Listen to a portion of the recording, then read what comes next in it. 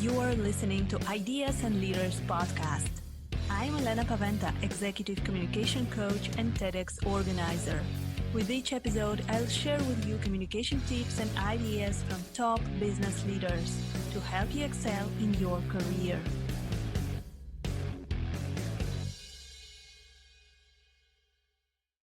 Welcome to the new episode of Ideas and Leaders podcast. Today, my guest is David Nour, and we'll be speaking about exciting topic about building relationships in business. So let me tell a couple of words about David. He's an very interesting person. He's a senior leadership advisor, educator, executive coach, and best-selling author. And he's actually an author of 11 books. So I'm sure that we will have a lot of interesting topics to speak about today. Hi, David. It's great to have you on Ideas and Leaders. Elena, it's good to be with you. So I know that you're advising a lot of leadership teams, and the situation right now is in the business world in the last couple of years is very dynamic. It is changing. A lot of changes are going on. So what do you see? What trends do you see? Our leadership teams are able to adapt to this constantly changing environment, or do you see any challenges that they have?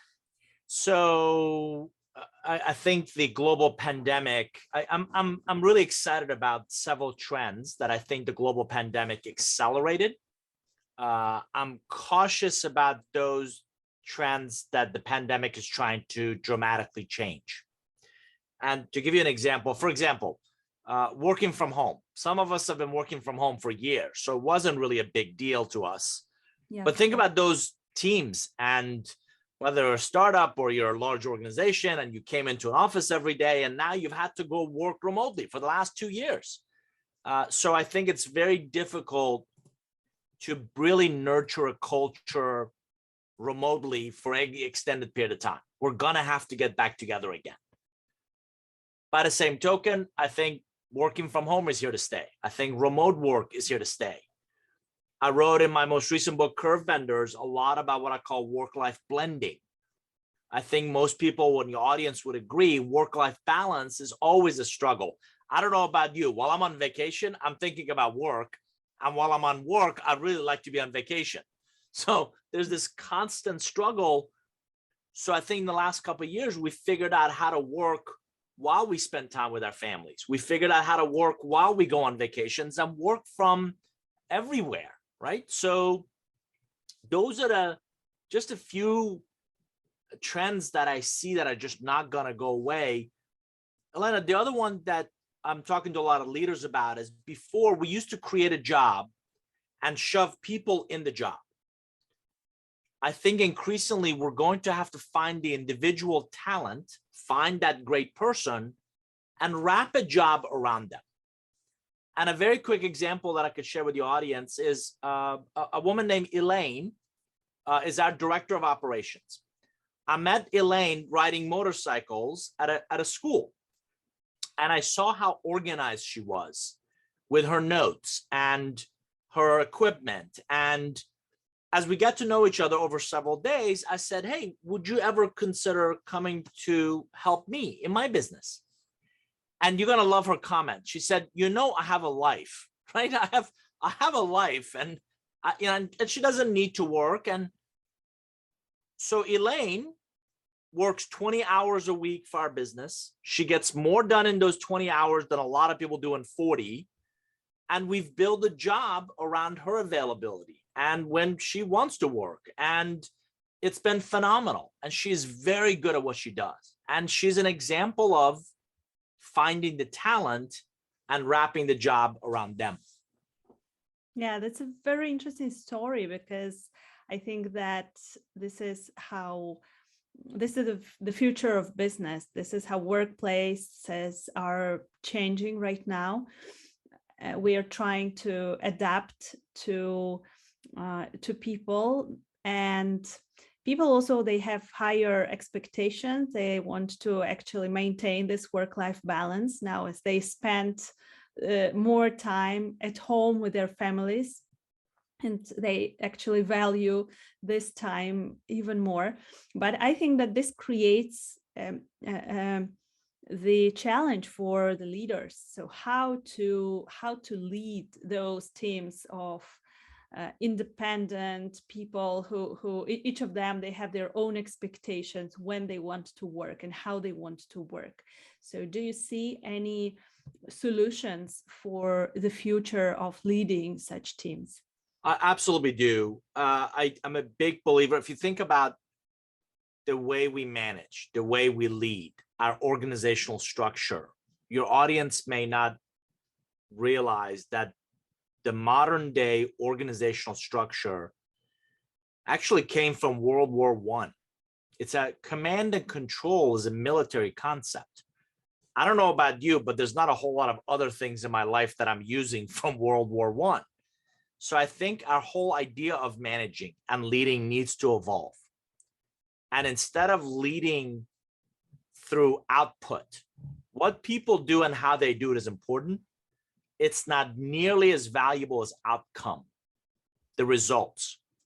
So I think thinking about and really working through smaller teams that are focused on a common mission, common vision, maybe common enemy, like a competitor or regulation, and focusing on the outcomes they create versus how many hours they work. Or, pre-pandemic, we would equate productivity with people showing up. During the pandemic, we figured out that's not the case. That's no longer true, right? People are actually working more when they work from home, because after the kids go to bed, they go back online or they go by their desk on the weekends and they can't get caught up, and it's not sustainable. I think you're hearing more about burnout. You hear more about people getting fed up with their work and kind of leaving the company altogether. So I think leadership must evolve to really understand, how do I light a fire inside that individual? Because lighting a fire under them does not last. And the only way I know how to do that is to really create more of an entrepreneurial environment, to create more of the right metrics, the right compensation for, the outcomes and the results. So your report, the report is useless to me if it doesn't create the end result, if it doesn't create more sales or a better customer satisfaction or a better product. Or so I'm hearing a lot about micro enterprises in bigger companies. You hear a lot about smaller teams that are focused on a very specific task for 6 to 12 months than the traditional functional roles. I'm seeing more and more organizations take shared services like IT or HR or legal and actually put them in the business where they can really help that business solve some problems and make some great decisions. So more entrepreneurial, smaller, nimbler, more agile, more focused, measured, and compensated on outcomes, not just output. Yeah, absolutely. As you were saying about this change, changing KPIs, now I had a memory of my first job. When I had my first job 20 years ago, there was at the entrance, there was this piece of paper where we used to write the time when we're arriving to work, and the time when you arrive to work and when you leave work. It was actually one of the ways to measure how productive you are. So if you were like 3 minutes late, it was already bad. And I remember I was just so stressed about this small journal. Although during the work day, people would go for a coffee break for an hour, and this did not count. You just wrote those 2 times in the journal. So those small things, and they did not create, of course, efficiency or productivity, or they did not help to achieve goals faster. But now definitely those procedures, they need to change, right? And let me build on that. You or your audience may have heard of, a lot of talk about Great Resignation. Well, I would submit they're not leaving a job. They're leaving really bad bosses. They're leaving really bad work conditions. They're leaving, I call it dinosaur leadership, right? If you're leading the same way you were 10 years ago or 20 years ago, you're out of touch. You don't understand the needs of the modern worker in terms of that autonomy, in terms of, I don't need to be babysat. Tell me where we're going. Tell me how we're going to get there within legal and ethical, guardrails. Let me get creative. Let me learn. By the way, let me fail. And I have a mentor who often says, we don't fail. We have learning moments. We have an opportunity to learn and grow from everything that goes well, but also everything that doesn't go well. And we got to figure out why things didn't go well. So if we work really hard to attract a talent to our company, and for whatever reason that person doesn't work out, let's figure out why not. What can we do to communicate the job better? What can we do to make sure that we attract people who are going to show up and do their best work, not necessarily within, these block of hours, but with the outcome in mind that we're after. And I'm the same way. My first job was for a very big, very stiff company. And we had to wear suits, gray suits, white shirts, red ties every day. Well, I'm dating myself, but Elena, I had one suit and I spilled something on it. So it was getting cleaned. So one day I wore a sport coat, still shirt and tie and looked nice.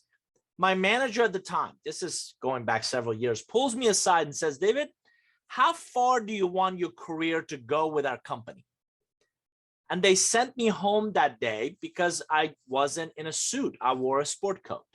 Oh, no. And that told me that's not a company I want to spend a lot of time and a lot of years with, because they didn't value what was between my ears. They didn't value my work ethic. They didn't value that I was always the first one in and last one out, and I worked my tail off. They had this image, they had this facade that was important to them. And I'm not faulting that manager. It was really that culture that I said, I don't want to be a part of long term. Well, the same thing is happening today. So you asked about how does leadership need to evolve? If you don't understand the needs of your talent, the needs of your work, and really try to understand those and embrace those, not one-offs, but into the culture of the place, you're going to miss out on really great people leaving. And by the way, after they leave is too little, too late. The whole point about relationships is creating that candor, creating that openness, creating an environment where people feel confident to come and talk to you and say, Elena, here's what I'm struggling with. Can you help me? Yeah. And those relationships are so important. And also I wanted to ask you about your book, Relationship Economics. And of course, this is such an important topic right now. And you are an expert to speak about this. So can you tell our listeners, first of all, why it is important to build relationships at work, in business, right? Not only those personal relationships and friends, but also building those strategic relationships, and how can we approach this? Sure. So for your audience, I'm originally from Iran. I came to the US in 1981 with a suitcase, $100 to my name, didn't know anybody, and didn't speak a word of English. I'm very much a product of two very distinct cultures. If you've ever spent, and parts of Europe are this way, certainly Asia is this way, Latin America is this way, the rest of the world builds relationships first from which they do business. Unfortunately, as Americans, and certainly a lot of Western cultures, we're so focused on the business that if and only if the business works, we may ask about their family, their significant other, their kids, their parents, what they do outside of work. Hence the disconnect when we go into places and they don't look like us, sound like us, or come from our backgrounds. So I coach a lot of people that if you think of relationships as yet something else you have to do, right? If you're thinking, I've got to do email, I've got to do this project, and oh yeah, I also have to build relationships, you're never going to get good at it. You're never going to really become natural at it. What you want to do, and the goal is to integrate relationships in all that you do. Integrate relationships, particularly if you're working remote, like most of us are. Start the conversation with, Elena, how are you? And how are things going? And I've always said, if you want to become more interesting, you have to become more interested. You have to become more interested in others. And genuinely, most people will see if you're being fake or you're not authentic or real, they'll see right through that. So you have to be authentic. You have to be real. You have to genuinely care. And if you don't care, don't ask. But if you care, you have to make the time to listen and really pay attention. The reason you do that is because most of our parents, and I wrote about it in the book, I didn't get it when I was 5 or 6 years old, but when my dad was walking me through bazaars of Iran, he didn't just have a list mom gave him of what to buy or list of things he needed around the house. Dad also had a relationship list, and he made sure that we stopped and saw the relationships that were important to the things he was trying to get done. And I often talk about, think about it a second. We all prioritize work. We prioritize returning calls and emails. We prioritize meeting with people. We prioritize working with people that we like and we trust and we respect. And we feel like we're better off because of them in our lives. So if you don't lead with the relationships, if you don't invest in, nurture, sustain relationships over some period of time, you'll always be a very good project manager. You'll always be a very good salesperson. You'll always be a very good marketing person, right? But you're never going to really be the best version of you, because none of us are an island, because we all have to find ways to work together, to communicate, to problem solve, to make decisions. So that's the big reason of why you lead with relationships. The reason I wrote relationship economics is there's two camps. Alana, there's a lot of people that talk about the art, how to get a business cards and give a business cards and how to work a meeting or a conference or an event. And that's all important, but a lot of that is very pedestrian. It's very kind of basic stuff. Then there's the science of relationships. It's actually called social network analysis. It's studying patterns in human interaction. Why do you get along well with some people and not others? Why are you close to some of your colleagues and not others? It's fascinating, but it's really academic, and it puts most people to sleep in about 15 minutes. What I've tried to do is bring the two together and say, beyond understanding that relationships are important, what you have to do is think of them as strategic. Think of them as quantifiable. Think of them as an investment. So I bring this soft idea of relationships and I tie it with this understandable, this quantifiable value of economics, and help you understand that they are a huge enabler of your success. Wow, that is so interesting. So relationship economics, your book, we can totally recommend to our listeners. And this is so important. Even, Dale Carnegie almost 100 years ago wrote about listening, about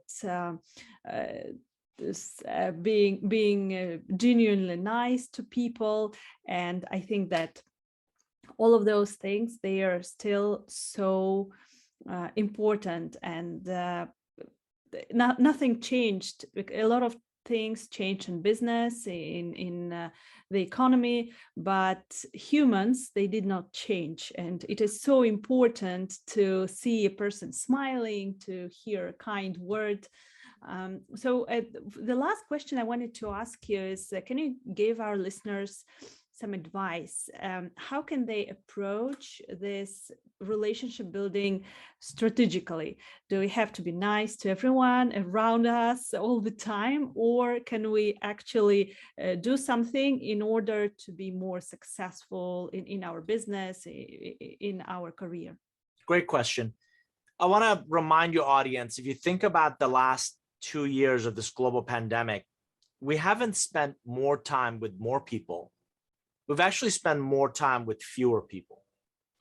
So number one, I want you to be more, your audience, become more intentional in the relationships you choose to invest in.